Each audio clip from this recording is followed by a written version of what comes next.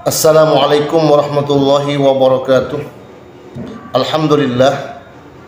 Allahumma salli wa sallim ala sayyidina Muhammadin bil lisani jami'ati fi hadratil wasi'ah suratan tamuddu biha jismi min jismihi wa qalbi min qalbihi wa ruhi min ruhihi wa sirri min sirrihi wa ilmi min ilmihi wa amali min amalihi wa khuluqi min khuluqihi wa wijhati min wijhatihi wa niyati min niyati wa qasdi min qasdihi wa ta'udu barakatuhu alayya wa ala awladi wa ala ashabi wa ala ahli asri ya nur ya nur ya nur ya nur ij'alni nuran bihaqqin nur. Sahabatku dimanapun kalian berada, apa kabar semuanya? Tentunya harapan saya semoga kalian selalu dalam keadaan sehat walafiat dan tetap semangat untuk menjalin persatuan dan kesatuan umat. Mari tonton video ini sampai selesai, semoga bermanfaat. Saya masih sering di-tag orang-orang terkait video lama saya tentang sumber sezaman. Nyaris dari mereka itu tidak saya kenal, tapi sepertinya mereka punya kebencian mendalam terhadap kabilah asal Hadramaut yang masih mereka perbincangkan sampai sekarang. Di video itu saya bilang bahwa ya sumber sezaman itu perlu dan penting. Orang-orang ini berusaha menunjukkan bahwa sikap saya itu pelin-pelan. Kenapa? Karena saya terlibat dalam penyusunan buku keabsahan yang didominasi uraian kesepakatan ulama dan syuhro istifadoh yang baru ditulis masa-masa belakangan. Perlu diketahui bahwa sikap saya itu masih sama dan tidak berubah. Saya masih berpegang teguh bahwa sumber sezaman itu memang diperlukan. Itulah alasan dalam buku keabsahan saya memunculkan beberapa sumber-sumber sezaman dalam bentuk material dan dokumen seperti manuskrip, isnad, dan sabat di periode yang mendekati Imam Ubaidillah bin Ahmad al-Muhajir. Awalnya saya itu mengusulkan kepada mereka, wabil khusus Haji Imad, bahwa argumen sumber sezaman itu tidak akan pernah mereka dapatkan dalam literatur Arab karena bukan di situ epistemologinya. Alih-alih saya menunjukkan bahwa literatur yang mengarah ke sana sejauh yang saya pelajari hanyalah dari sarjanawan barat. Dan supaya lebih singkat, saya jelaskan di dalam video ini dengan mengusulkan buku Historian's Fallacy Toward the Logic of Historical Thought karya David Hackett Fisher yang diterbitkan sekitar tahun 1970. Namun perlu saya tegaskan bahwa sumber sezaman dan dokumen sezaman itu dua hal yang berbeda. Dokumen sezaman adalah sumber sezaman, tapi tidak semua sumber sezaman harus berupa dokumen. Jadi gini penjelasannya.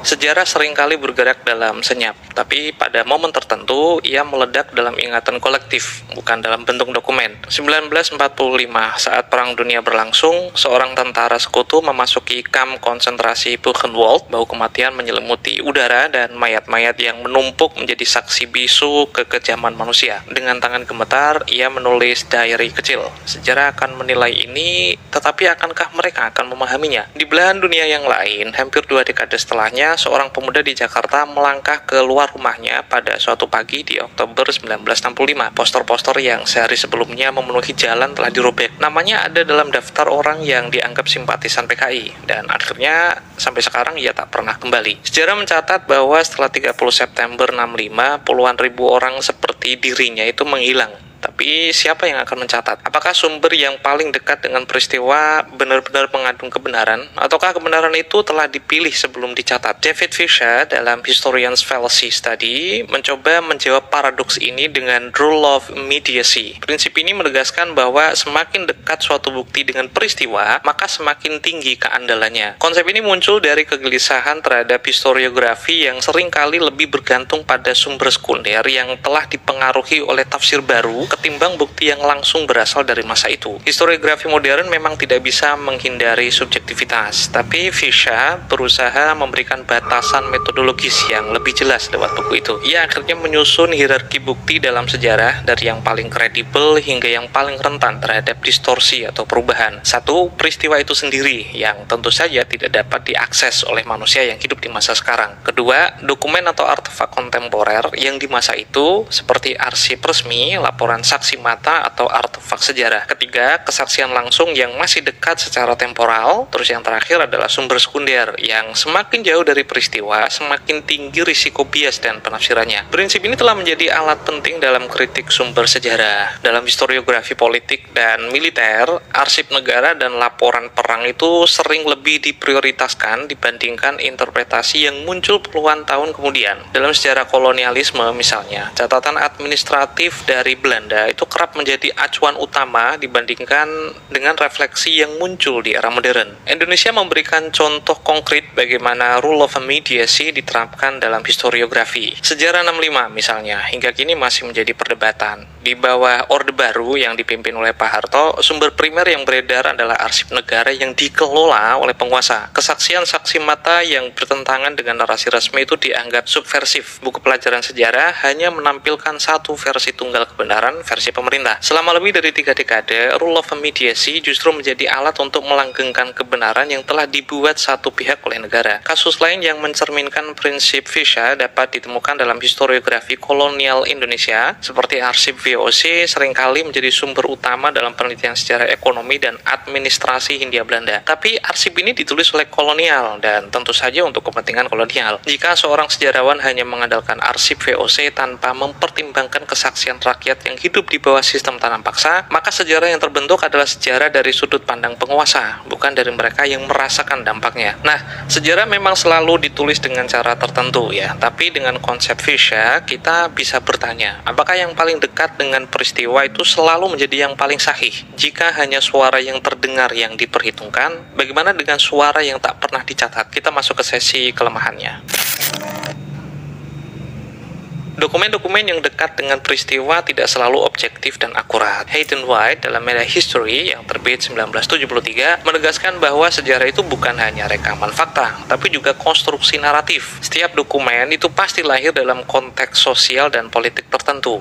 Arsip negara misalnya tidak akan selalu berisi kenyataan, tapi seringkali merupakan gambaran yang disusun oleh mereka yang berkuasa. Indonesia udah jadi contoh paling faktual bagaimana rule of mediasi bisa menjadi bumerang jika diterapkan secara dogmatis. Selama lebih dari 3 dekade, buku putih versi negara tentang G30S_PKI menjadi sumber utama yang digunakan dalam sistem pendidikan dan media. Ia menjadi kedekatan temporal, tapi ia juga syarat dengan sensor. Apa yang terjadi ketika hanya satu sumber yang dianggap valid, sementara kesaksian lain seperti Pramudia Anantatur dibungkam? Apakah kedekatan dengan peristiwa itu cukup untuk membangun sejarah yang objektif? Dalam Silencing the Past yang terbit 1995 mengingatkan bahwa banyak dokumen sejarah yang tersedia lebih mencerminkan kepentingan mereka yang memiliki kekuatan untuk mencatatnya dibandingkan realitas mereka yang mengalaminya. Ini juga terjadi dalam historiografi kolonial di Indonesia. Selama berabad-abad, arsip VOC menjadi sumber utama sejarah Hindia Belanda. Namun, arsip ini lebih banyak berisi catatan mengenai perpajakan, perdagangan, dan kebijakan administrasi kolonial dibandingkan kisah para petani yang hidup di bawah sistem tanam paksa. Nah, dalam banyak kasus, rule of mediasi gagal menangkap sejarah sosial dan sejarah emosional. Barbara Rosen-Wayne dalam Emotional Community yang terbit tahun 2006 menekankan bahwa ketakutan, trauma, dan emosi itu seringkali tidak tercatat dalam dokumen resmi. Contoh, gerakan mahasiswa 98 terdokumentasikan dalam laporan pers dan arsip negara. Tapi apa yang dirasakan oleh mereka yang berhadapan dengan aparat di jalanan itu tidak selalu terwakili dalam dokumen-dokumen tersebut. Sejarah tertulis menyimpan fakta, itu benar, tapi pengalaman manusia seringkali tetap berada di luar narasi yang terekam. Kasus lain yang terekam adalah pembantaian Westerling di Sulawesi Selatan pada tahun 46 hingga 47. Jika sejarawan hanya mengandalkan laporan militer Belanda sebagai sumber utama karena sudah berbentuk dokumen, maka kejadian ini bisa saja terlihat seperti operasi militer biasa. Namun kesaksian para penyintas yang bertahan di desa-desa yang dihancurkan justru memberikan gambaran berbeda, bahwa ini bukan sekadar perlawanan terhadap gerilyawan, melainkan eksekusi massal yang menewaskan ribuan orang. Jika historiografi hanya bertumpu pada dokumen yang paling dekat dengan peristiwa, tapi tidak mempertimbangkan dinamika sosialnya, maka sejarah yang dihasilkan itu jadi timpang. Dalam era digital misalnya, tantangan ini menjadi lebih besar. Andrew Hoskin dalam Digital Memory Studies yang diterbitkan 2017 berpendapat bahwa sumber yang paling dekat dengan peristiwa dalam dunia digital justru lebih rentan terhadap manipulasi. Politik media sosial di Indonesia adalah contoh nyata bagaimana kedekatan temporal tidak selalu menjamin keabsahan. Sebuah unggahan di Twitter atau sekarang disebut X yang muncul di tengah kerusuhan politik mungkin terasa otentik karena terjadi saat itu juga, tapi informasi yang terkandung di dalamnya bisa saja direkayasa atau dimanipulasi dengan framing tertentu. Jika historiografi modern hanya mengandalkan kedekatan temporal, maka ia bisa saja terjebak dalam informasi yang telah dikonstruksi dalam hitungan detik. Pendekatan Fisher menawarkan alat yang berharga untuk menilai validitas bukti sejarah, tapi jika diterapkan secara dogmatis, ia justru akan membatasi pemahaman kita tentang sejarah itu sendiri. Sejarah Indonesia telah membuktikan bahwa kedekatan dengan peristiwa itu tidak selalu berarti kejujuran, dan bahwa suara yang didokumentasikan hanyalah sebagian kecil dari kebenaran yang lebih luas. Walhasil, kebenaran Fisher bermanfaat dalam kritik sumber, tapi jika diterapkan secara dogmatis, ia akan menjadi jebakan metodologis. Jebakan itulah yang menjerat para pembatal Bani Alawi,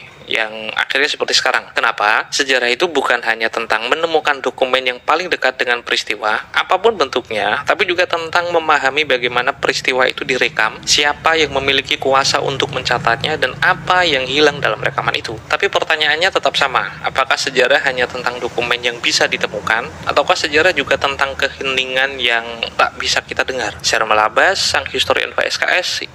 Nah, demikianlah penjelasan dari Gus Romil Abbas. Semoga video ini bermanfaat dan bagaimana menurut kalian, dan jika terdapat hal yang kurang berkenan, saya mohon maaf yang sebesar-besarnya. Dan jika kalian suka dengan video ini, maka di like, comment, and subscribe. Dan jika tidak suka, abaikan saja dan tetap semangat untuk menjalin persatuan dan kesatuan umat. Dan saya akhiri, ma'assalam fi amanillah. Wassalamualaikum warahmatullahi wabarakatuh. Sampai jumpa.